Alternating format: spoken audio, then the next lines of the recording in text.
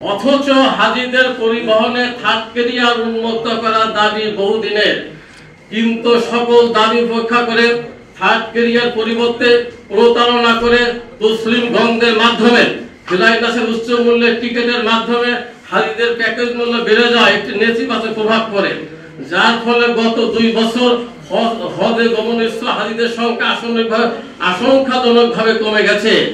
উচ্চ মূল্যের হজ প্যাকেজ অব্যাহত থাকলে হজ গমনস্থদের সংখ্যা দিন দিন কমে গিয়ে হজ এজেন্সির সুমের অস্তিত্ব বিনষ্ট সহ ধর্মপ্রাণ মুসলিম সম্প্রদায়ের পবিত্র হজ পালনের হুমকির মুখে পতিত হয়েছে। এটি মুসলমানদের মৌলিক অধিকারে বাধা দেওয়ার শামিল।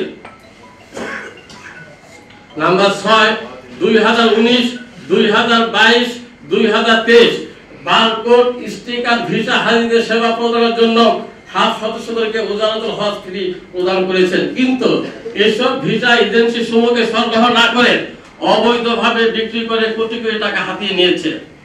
নাম্বার 7, হাব বিষয়টি অতীব গুরুত্বপূর্ণ। আরো হাব পল্লী নামে একটি হাবের প্রকল্প, যা সদস্যদের আমাদের 1400 সদস্যদের গৃহায়নের জন্য ঢাকার আমিন বাজারে ঢাকার development plan detail plan area ড্যাপের বাইরে অবস্থিত এরকম একটি জলাভূমি পূর্ববর্তী কার্যকরী কমিটি দুর্নীতির মাধ্যমে হাফ সদস্যদের অর্থ লুণ্ঠন করে। তসলিম সে কৌশলে তাদের সাথে আঘাত করে তাদের ভোট নিজের প্যানেলে আহরণ করে প্রহসনের নির্বাচন 2019 এবং 19-21 এর সভাপতি বনে গিয়ে 8 বছরের মধ্যে এই হাফ পল্লী নিয়ে কোনো কথা না বলে কোটি কোটি টাকার ক্ষতি সাধন করেছে ও নিজে অন্যায়ভাবে পূর্ববর্তী কমিটির টাকার ভাগ নিয়েছে। নাম্বার 8, 2021-2023 হাফ নির্বাচনের তার সন্ত্রাসী কর্মকাণ্ডের প্রেক্ষিতে বাণিজ্য মন্ত্রণালয় কর্তৃক নির্বাচন স্থগিতের আদেশকে প্রতিহত করে তৎকালীন অর্থমন্ত্রীর মাধ্যমে চেম্বার জজের বাসায় রাতের বেলা সেই আদেশকে বাতিল করে সে সন্ত্রাসী বাহিনী দিয়ে মারপিট করে প্রতিপক্ষকে নির্বাচন প্রত্যাহার করতে বাধ্য করায় ও একতরফা জাল ভোট প্রয়োগ করে এক নজিরবিহীন কলঙ্ক স্থাপন করে। নাম্বার 9, শাহজাহান তসলিম হাব অফিসকে ব্যক্তিগত অফিসে রূপান্তরিত করে সে যুবলীগের সহ সভায় আসা বহিরাগত মানুষের আপ্যায়ন হাবের টাকা সম্পাদন করে। নাম্বার 10, সে তার পেটোয়া বাহিনী দিয়ে হাবের এজিএম এ বাৎসরিক হিসাব লুটপাট থাকায় প্রতিবাদী হাব সদস্যদেরকে মারধর করে মন করা হিসাবের ফিরিস্তি পাস করিয়ে নেয়। নাম্বার 11, সে তার ভাই বোন ভগ্নিপতির নামে ব্যাংক অ্যাকাউন্ট করে বেনামে জমি অর্থ সম্পদ করেছে, যার জন্য অনতি বিলম্বে একটি তদন্ত কমিটি সহ তার ব্যাংক অ্যাকাউন্ট সমূহ জব্দের জন্য আকল আবেদন করছি।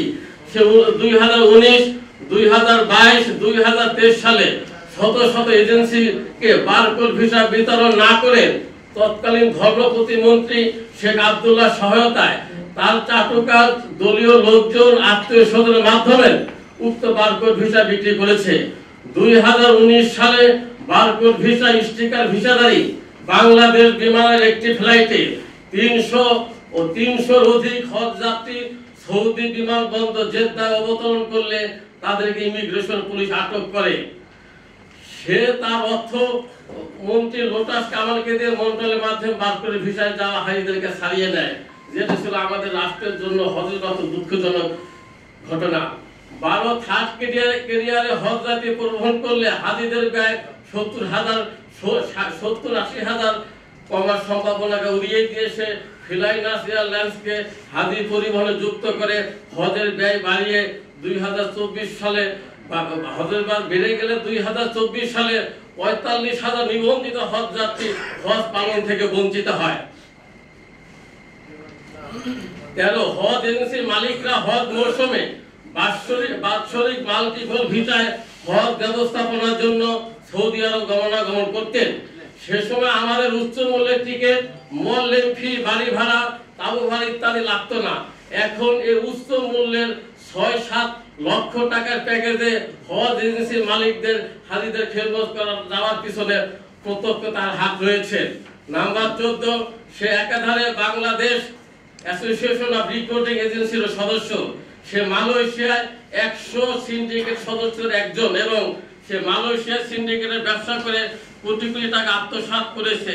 তা কিছুদিন আগে মিডিয়া পত্র পত্রিকা প্রকাশিত হয়েছে এবং এ সংক্রান্ত একটি মামলার এজাহারভুক্ত ওয়ারেন্ট আসামি সে।